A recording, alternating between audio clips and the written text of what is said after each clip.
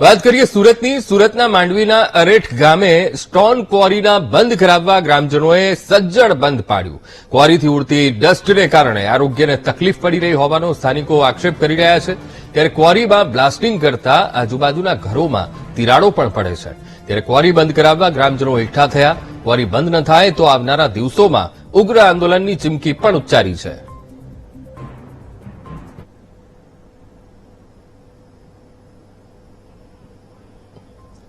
તો સુરતમાં માંડવીના ક્વોરી બંધ કરાવવા માટે સ્થાનિકો દ્વારા વિરોધ કરવામાં આવી રહ્યો છે. અરેઠ ગામે ક્વોરીને લઈને ગ્રામજનોમાં રોષ છે, કારણ કે ક્વોરીથી ડસ્ટ ઉડી રહી છે અને જેના કારણે સ્વાસ્થ્યને પણ ખૂબ નુકસાન પડી રહ્યું છે.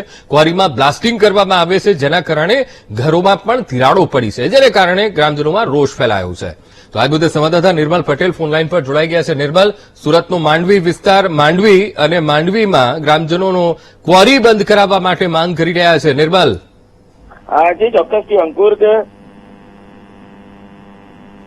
જે સ્ટોન ક્વોરીઓ આવેલી છે અને આ સ્ટોન ક્વોરીઓને કારણે લોકો હેરાન પરેશાન થઈ રહ્યા છે.